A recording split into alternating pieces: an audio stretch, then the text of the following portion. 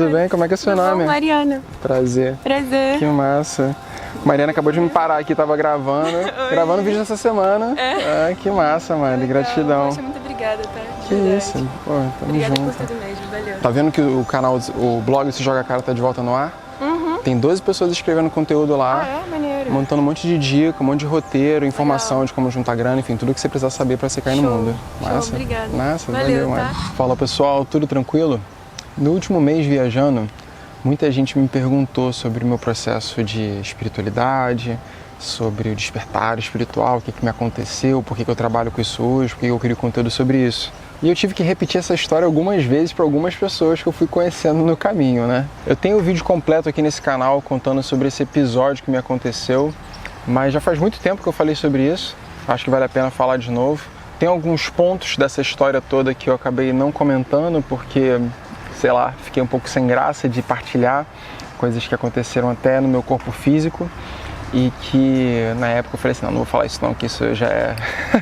Fiquei tímido. Então hoje eu quero novamente falar com vocês sobre o processo de despertar espiritual, o meu despertar, o que eu acredito que é, o que muda e por que isso... Não vou falar que não importa totalmente, mas que o mais importante é o que você faz depois disso, né? Eu já falei em vários vídeos nesse canal que pra mim o despertar da consciência, o despertar espiritual é o despertar da autorresponsabilidade. Só que não é a autorresponsabilidade de se bancar, pagar conta e tudo mais, mas é a autorresponsabilidade de você se entender como algo, alguma coisa, alguém que influencia o mundo. Você, enquanto ser que existe, tem influência sobre tudo à sua volta e colhe os resultados de todas as suas ações. Então, no momento que a gente tem esse clique, né, é quando começa a caminhada mesmo consciente, agora dessa vez consciente, de mudança, de transformação, de querer colher os resultados, os benefícios de levar uma vida mais alinhada com o que é verdadeiro. E o que é verdadeiro? Bom, eu acho que tem uma verdade transcendental que é a que permeia todas as religiões, todas as filosofias e que cedo ou tarde a gente tem que refletir sobre isso, que é a percepção de que somos todos uma única coisa, somos todos uma singularidade do todo. Deixa eu contar para vocês como é que foi a minha jornada para entender isso, para sentir isso fisicamente, porque eu senti isso no meu corpo. Era o ano de 2015, eu estava morando na Austrália, já tinha mais ou menos um ano que eu morava por lá, eu tinha 28 anos, eu tinha saído do Brasil com 27 no ano anterior e estava indo numa viagem só de ida para viver o mundo, para ter minhas experiências, ter minhas aventuras, ter história para contar. Não tinha nenhuma infelicidade com a minha vida, não tinha nenhuma frustração e insatisfação. A única coisa que eu buscava era uma oportunidade de ter uma grande aventura. Eu queria, sabe, ter uma grande aventura, uma coisa meio Forrest Gump, que eu fui, viajei, curti, vivi, vivenciei, acumulei histórias e queria ter isso, sabe? Mas não era uma... Nossa, minha vida tava uma merda aqui no Brasil. Não, tava de boa. Tava de boa para o que eu entendia que era bom, né? O que eu entendia que eram bons prazeres, boa vida, né? Enfim, isso tudo já mudou bastante de lá pra cá. Quando eu parti nessa aventura pelo mundo, eu inevitavelmente acabei me deparando com o novo. Tive várias oportunidades de viajar pela Austrália mesmo, de lidar com uma cultura nova, comidas novas, pessoas de diferentes partes do mundo. Então foi um processo já de abertura. E por isso que eu falo que a viagem é uma baita de uma ferramenta de autoconhecimento, uma ferramenta de transformação, porque justamente esse processo de dar o passo e de se deparar com o desconhecido é o princípio natural da vida e é o caminho que a gente tem que trilhar para a gente se deparar com os aprendizados que estamos prontos para receber e então ter os nossos processos de autodescoberta e de crescimento. E lá estava eu, morando na Austrália, vivendo uma situação nova, aprendendo bastante e estava fazendo um curso de mídia. Nesse curso, eu tinha um professor que ele vinha, um professor brasileiro, morava já fora já há muito tempo, e ele vinha para aula às vezes falar sobre como a mídia manipulou os nossos sentidos e como a nossa percepção é limitada da realidade e tudo mais. E eu olhava pra ele na aula e falava assim, cara, esse cara não tá puro não, esse cara tá vindo da aula, ele tomou alguma parada, usou alguma parada de vir da aula, não é possível. Eu era uma pessoa cheia de julgamentos, eu era uma pessoa que julgamentos são coisas que eu ainda lido, ainda trabalho em mim pra eu julgar menos, né, acho que todos nós, mas eu em especial. E eu olhava pra ele e falava assim, não, peraí, esse cara tá viajando, o que esse cara tá falando, né? Mas, enfim, pouco a pouco ele foi me abrindo porque ele tinha um embasamento filosófico, ele gostava muito de filosofia, então ele trazia alguns conceitos e falava de uma coisa assim muito pé no chão, sabe? É a forma como eu acabei me desenvolvendo também. Eu acho que para o assunto me tocar, ele tem que ser muito aterrado, essa coisa muito intergaláctica e tal, não é uma coisa que ressoa muito comigo, de pleidianos e arturianos e seja lá o que for, seres extraterrenos e Kim Maia e os cacetes, não são coisas que ressoam muito comigo. Eu prefiro as coisas mais práticas, mais terrenas. E ele vinha com esse tipo de argumento para falar sobre a expansão da consciência. Pouco a pouco, ao longo do ano de 2015, eu comecei a me tornar mais curioso sobre essas coisas. Eu comecei a pesquisar sobre psicodélicos, comecei a pesquisar sobre a expansão da consciência, o que é o ego, o que é a morte e tudo mais. E essas coisas começaram a entrar. Não estava conseguindo entrar mesmo de verdade, mas foram abrindo espaço dentro de mim, sabe? Para eu perceber que, poxa, que tinha muita coisa ainda que eu não entendia e que fazia algum sentido. E aí um belo dia, no dia 15 de setembro de 2015, eu estou na minha casa e eu recebo uma ligação do Thiago. Thiago, um grande brother que ainda vai aparecer aqui nesse canal. Já viajei com ele aqui no Brasil no ano passado e não gravei vídeo com ele, tem que gravar. E aí o Thiago me liga, ele fala assim: fala, Cadu, tudo bem? Eu sou empresário aqui na Austrália, faço um evento aqui e tudo mais. E me recomendaram você para trabalhar com edição de vídeo, que eu preciso de um vídeo, eu trabalhava como freelancer na época. E eu queria, te contratar. Eu falei assim, que massa. Ele, posso passar na tua casa? Eu falei, pode, chega aí na minha casa. Aí ele chegou lá na minha casa, cheio de tatuagens, com os dreadlock também e tal. Eu olhei para aquele sujeito e falei assim, o cara é empresário, brother? Tipo assim, cheio de julgamento ainda, né? Beleza. Aí no que a gente começou a sentar para conversar, ele começou a falar sobre as estratégias de negócio dele, como é que ele fazia para botar 2.500 pessoas no evento dele, numa ilha. Eu achei aquilo tudo muito genial, criei admiração pelo sujeito, abri minha percepção para ver assim, não, esse cara sabe o que tá falando, o cara não é nenhum louco. E aí, em dado momento, dia 15 de setembro de 2015, em dado momento ele começou a falar sobre a expansão da consciência, sobre o que a gente não percebe que está acontecendo, sobre não existe coincidência e tudo mais, e como a gente está manifestando a realidade o tempo todo. E eu estava naquele momento ali ouvindo aquele sujeito falar isso, eu falei assim, gente, que loucura é essa que esse cara tá falando, pelo amor de Deus? E na minha cabeça eu fiz uma associação clara, assim, que eu falei assim, cara, o meu professor, que é brasileiro, mora aqui na Austrália, está tendo uma vida maneiríssima, tá falando sobre isso. Esse cara que eu acabei de conhecer, que também é brasileiro, tá tendo uma vida incrível aqui também, tá falando sobre isso. São duas pessoas que eu considero bem-sucedidas, racionais, inteligentes, e essas duas pessoas não se conhecem. Então, peraí, tá acontecendo alguma coisa aqui. E não só isso, nesse dia 15, junto com o Thiago, eu tive um dia muito mágico, assim, eu tive um dia muito incrível. A gente tava na minha casa, aí depois a gente foi pra uma roda de capoeira, não sabia nem que tinha capoeira na Austrália, a gente ficou lá um tempão, depois a gente foi pra praia, depois a gente foi pra um forró, e curtimos pra caramba no forró. Tipo assim, tive um dia mágico, uma sucessão de coincidências boas, encontrando pessoas boas pelo meio do caminho, que eu fiquei assim, cara, não é possível, parece magia mesmo, sabe? Eu falo que o Thiago foi o primeiro grande alquimista que eu conheci, né? Hoje em dia eu já conheci outros, hoje em dia eu me considero um também, que tem dias que eu tô num fluxo assim muito louco, parece que eu sinto real, assim, que eu tô manifestando tudo, tá tudo acontecendo meio magia mesmo. E isso tem tudo a ver com, para mim, a capacidade de estar presente, de estar alinhado, de estar no eixo ali de pensamento, faliação, de consciência, de alinhamento com a verdade, de que somos todos uma única coisa. Enfim, quanto mais próximo desse centro, desse eixo você tá, mais você sente a sua vida virar uma magia. E o Thiago estava nesse fluxo, o Thiago era daimista na época, ele tomava o santo daime, ele estava nesse estudo já há algum tempo, com a ayahuasca também.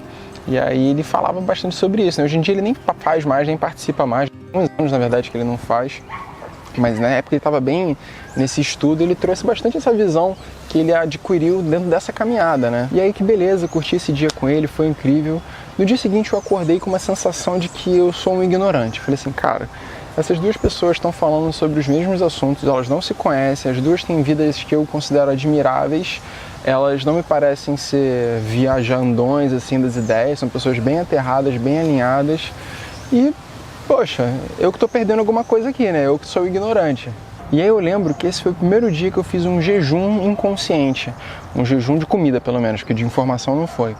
Eu acordei às 9 horas da manhã e eu passei o dia inteiro sem comer nada, só tomando água e pesquisando 1 milhão de coisas, desde o que havia antes do Big Bang, qual era a origem do universo, pesquisando sobre física quântica, pesquisando sobre o conceito de identidade, de onde que se cria, por que eu existo aqui por trás desses olhos, o que é o corpo, enfim, 1 milhão de assuntos que você puder pensar. E esses assuntos foram dando, tipo, tentando ligar o motor ali, sabe, o motor de barco ali, tentando puxar no tranco. E aí foi o dia inteiro fazendo isso, né? E aí, quando foi lá para as 3 e tanta da manhã, eu já tinha consumido muita coisa, já tinha lido artigo, visto documentário, um monte de coisa tinha passado por mim nesse dia. E aí, eu fui lá para as 3 eu vi um vídeo chamado The Meaning of Life. Um cientista chamado Sean Carroll. Esse cosmologista, ele não mas ele é um cientista, ele fala de forma matematicamente o que acontece e tudo mais. Quando eu cliquei para ver o vídeo, ele tá lá falando um monte de coisa sobre o debate entre ciência e religião e que a ciência que tá certa e que, enfim, o que pode ser provado e o método empírico e um monte de coisa.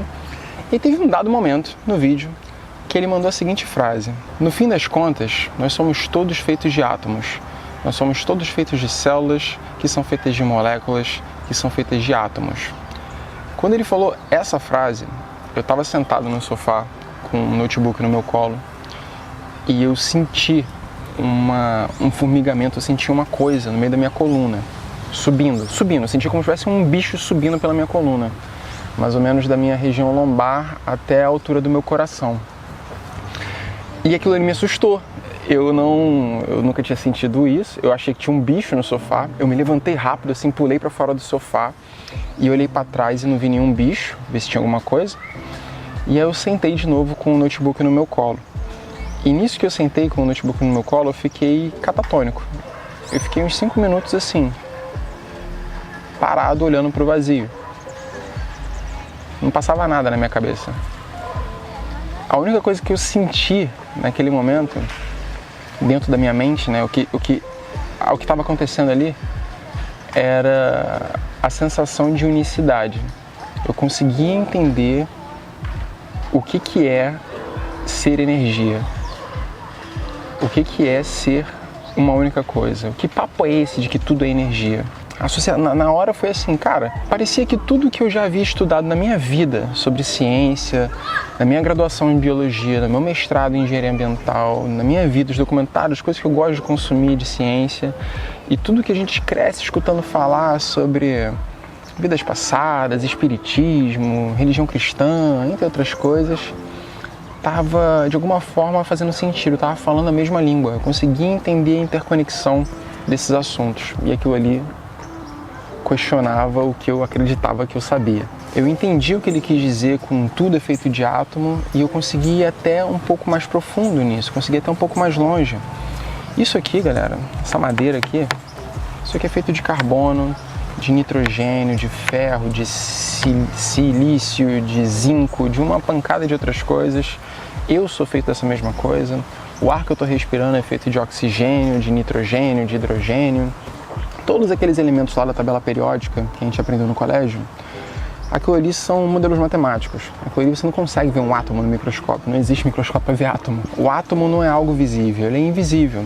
Mas os cientistas já conseguem provar que o átomo ele é feito de prótons e nêutrons, né, em seu núcleo, e em volta dele tem os elétrons ali que ficam rodando.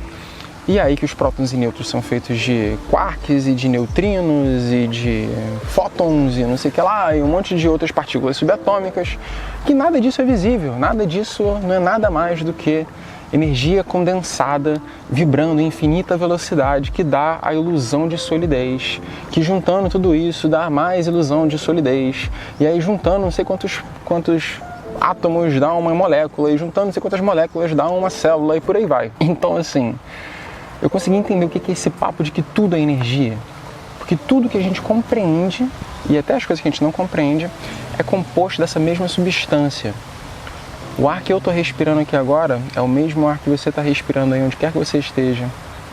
Isso aqui é feito da mesma coisa que eu sou feito. E por aí vai. E isso é muito louco de pensar.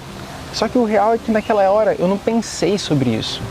Na verdade eu fiquei com a mente em branco, uns 5 minutos, tipo, digerindo isso, digerindo essa realidade de que tudo é uma única coisa, tudo é energia nadando em uma piscina infinita do universo, da galáxia, de tudo, e não existe separação entre mim e essas outras coisas, ao mesmo tempo existe, mas que eu sou parte disso tudo, e que se eu pude ser feito disso, eu também posso influenciar isso. Essa foi a associação que eu fiz ali naquele momento. E isso foi algo que realmente me deixou em choque e que mudou minha vida real, assim, esse entendimento. Assim que eu retomei a minha consciência, o primeiro sentimento que eu tive foi de preciso falar com minha mãe. Eu já estava morando fora do país, tinha mais de um ano. E eu tinha ligado para minha mãe, sei lá, umas 3, 4 vezes. A gente se falava mais por WhatsApp e tal, mas ligar, ficar falando no telefone era pouco. E aí eu mandei uma mensagem pra minha mãe, falei assim, mãe, preciso conversar contigo, você tá de pé? Era 3 e pouca da manhã. Aí ela, tá tudo bem, meu filho? Aí eu falei, tá. Não, porque tu não me liga nunca. Aí eu falei, não, mas eu preciso conversar. Aí eu liguei pra ela, eu falei assim, mãe, olha só, eu comecei a estudar umas coisas novas. E aí, sobre energia, sobre coisas mais esotéricas. Minha mãe, ela tem uma espiritualidade assim também superficial, né? Tipo, se interessa pelas coisas, mas não se aprofunda em nada. Então, gosta de cristal, gosta de incenso, gosta de ouvir mantra de vez em quando, mas não estuda nada, sabe? E espiritismo também, kardecismo e outras coisas. Vai passando pra lá e pra cá. E o que eu sou muito grato, porque na verdade ela nunca me forçou em religião nenhuma, graças a Deus. Nem batizado eu sou. Ela sempre me deu abertura se eu quisesse ou não, pesquisar alguma coisa. Ela estimulava, tentava estimular, coitada, mas deixava aberto para eu tentar pesquisar o que me fizesse sentido para mim. E eu nunca tive interesse por nada que não fosse científico, nada que não fosse provado. Mas aí eu falei para ela, mãe, essas coisas todas que você acredita aí estão começando a fazer sentido. Eu tô começando a perceber que tem alguma coisa aí que eu não tô entendendo e que tem coisas para eu aprender aí também. E aí minha mãe, que é uma sagitariana assim, intensa, assim, bem expansiva, extrovertida, ela com toda a serenidade do mundo na sua voz falou, meu filho, para todo mundo chega esse momento em algum momento. E eu fico feliz de ter chegado para você. Quando ela falou isso, eu involuntariamente comecei a chorar. Mas eu chorava, era um choro de soluçar, assim, totalmente incontrolável. E eu não parei de chorar durante, sei lá, 1 hora no telefone, que ela começou a falar um monte de coisa, o que ela acredita que eu vi na vida dela pra fazer pra vida dela, o que ela já aprendeu no processo de me ter, que também eu não fui um filho que era muito visado, porque eu já fui 3º filho, eu tinha 39 anos quando ela me teve, eu vim de um outro casamento, enfim, 1 milhão de coisas. Começou a falar um monte de coisa e eu fui chorando tanto, porque foi a primeira vez que eu tava entendendo a minha mãe. Estava entendendo a forma dela pensar, por que ela acredita nessas coisas esotéricas, por que ela tenta buscar uma comunhão com Deus, com as coisas que ela gosta de acreditar, na filosofia que faz sentido para ela. E aquilo ali me tocou num lugar de clareza, sabe? Tipo assim, para mim, em todas as cerimônias que eu faço, em tudo que eu... até meditando às vezes, a lágrima, ela vem como uma abertura. Então hoje eu já sei que quando a gente chora, é espaço que está se abrindo dentro da gente para receber algo novo. Então chore mais, deixe chorar, deixe a lágrima descer, porque tem informação legal chegando, tem conhecimento bom, tem entendimento, sentimentos bons que precisam entrar. E nesse dia desceu foi lágrima, que eu fiquei ali 1 hora com ela no telefone chorando, e fazendo as suas novas associações e percebendo o tamanho da minha ignorância, percebendo o quanto eu não sei de nada, o quanto tem muita coisa que eu preciso aprender, o quanto arrogante eu era, o quão arrogante nós podemos ser ao acreditar que só existe aquilo que eu consigo perceber com os meus limitados sentidos. E aí que tem uma frase atribuída ao Albert Einstein que ele fala assim, a percepção do desconhecido é a mais fascinante das experiências. O homem que não tem os olhos abertos para além do visual passará pela vida sem ver nada.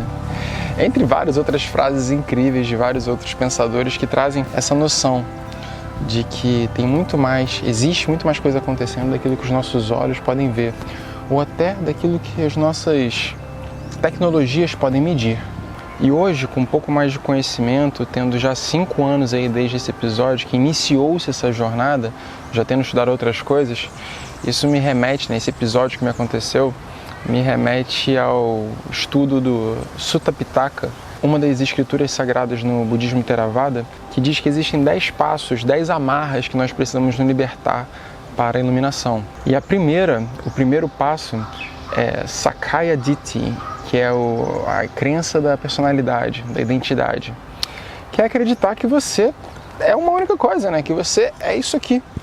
Você é isso aqui, eu sou isso aqui, né? Eu sou Cadu e é isso que existe, é só isso que existe, nada além de Cadu existe, né? Eu estou separado de todo o resto.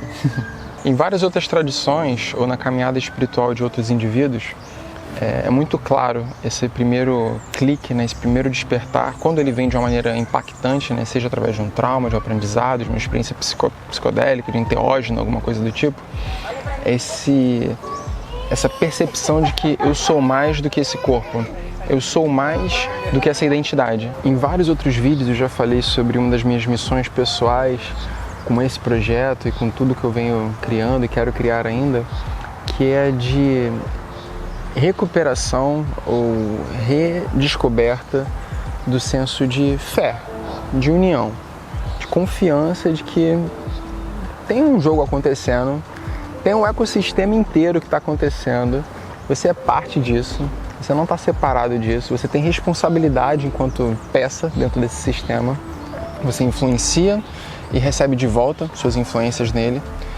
mas que você pode confiar, porque no final das contas ele quer o seu crescimento. Esse sistema, essa mágica toda, essa magia toda, ela quer que você cresça, ela quer que você aprimore-se enquanto experiência, enquanto ser humano, enquanto consciente, enquanto algo que vive, que existe. E eu acredito que é esse primeiro passo mesmo aí que é necessário para a gente se identificar enquanto parte do todo. O que é esse todo? O que é esse vazio do qual sou parte? Eu acho que se desassociar da identidade de isolamento, né, da sensação de que eu sou uma única coisa e eu não preciso me importar com mais nada, mais com ninguém, né, ligar o foda-se, né, para a vida e para todo o resto, é a primeira coisa que a gente não tem que fazer. E isso é curioso, porque até mesmo nas escrituras sagradas fala disso. Fala que a partir do momento que o ser tem essa descoberta da quebra da crença, da personalidade do indivíduo, né, de que ele é uma única coisa, duas coisas podem acontecer. Ou o apego a religiões também, e se identificar com o todo e viver em função de ritos e rituais, tentando buscar uma iluminação. Ou então também desapegar da porra toda e falar, cara, isso aqui é uma ilusão, isso aqui tudo é uma ilusão, toda a realidade à minha volta não tem importância. Nada mais tem importância a não ser eu viver minha vida fazendo o que eu bem queira, sem ligar para mais nada e mais ninguém. Não existe certo e errado, mas nenhum desses dois caminhos leva para uma vida harmoniosa e em paz. Então, independente de como se deu o seu despertar espiritual, se ele foi gradual, se ele foi um amadurecimento, se ele foi um episódio traumático, ou louco, ou intenso, ou místico que aconteceu com você, o que você tem feito desde então? Como que tem sido o seu papel enquanto humano, enquanto ser vivente, contribuinte para essa experiência aqui de qual todos nós fazemos parte? Eu acho que esse que é a grande importância do despertar espiritual. A tomada da responsabilidade, a tomada da consciência de que eu influencio e sou influenciado, é para que todos nós possamos ter uma experiência cada vez mais bonita, mais completa, mais abundante, livre de, sair só ali da necessidade de sobrevivência. Isso é uma outra coisa que eu quero falar com vocês sobre o sistema de chakras, né? E sobre como nós estamos ainda, enquanto raça, enquanto humanidade, nós ainda estamos muito atrelados aos dois básicos ali, que é o senso de sobrevivência e o de reprodução. Nós estamos muito presos ali nesses desejos ainda, sem entender que existe uma seção de outras coisas para acontecer. Ter a experiência de ser humano vai muito além de sobreviver e de reproduzir. Toca também em ser, se expressar enquanto autenticidade, enquanto ser original e único. Toca em amar, dar e receber amor, partilhar, criar, inventar e transcender tudo isso depois. Transcender toda a ideia de que isso é o que é ser humano, mas se realmente se conectar, ter uma experiência de se conectar com algo muito superior a você. E, enfim, isso aí é a jornada da nossa vida, né? Acho que vamos até o final da vida brincar de tentar tentar ser parte de toda essa experiência. Mas esse vídeo aqui eu só queria partilhar com vocês um pouquinho da minha jornada pessoal nesse caminho de autoconhecimento, como é que se começou, saber um pouquinho de vocês também. Conta aqui embaixo como é que foi o seu processo de despertar espiritual, eu quero saber. Eu tenho certeza que tem mais gente também que quer saber. E se sua experiência for parecida com a de outra pessoa, comenta embaixo da dela, que a gente vai montando blocos ali. Acho que vai ficar legal, vai ficar interessante aqui nos comentários. Beleza? Mas o mais importante disso tudo para sua reflexão é o que você tem feito desde então, o quanto que você se dedica a se aprimorar enquanto ser humano, sabe? E não se ater somente a consumir conteúdo sobre espiritualidade. sabe? Ficar vendo um monte de vídeo, um monte de gente que fala um monte de coisa bonita. Fala bem, né? Vou deixar a parte. Mas realmente transformar os seus hábitos, suas atitudes, sua maneira de pensar, sua maneira de perceber o mundo, sua maneira de olhar para o outro, de ter compaixão, de ter paciência, de tudo, de ter ação, de ter iniciativa, sabe? Tomar responsabilidade de verdade. Acho que é para isso que todos nós estamos aqui. Espero que esse vídeo tenha te tocado, tenha te inspirado a buscar o seu processo, aprofundar na sua caminhada, porque sensação de missão cumprida, caso tenha rolado, beleza? Vejo vocês no próximo vídeo, um abração e se joga, cara.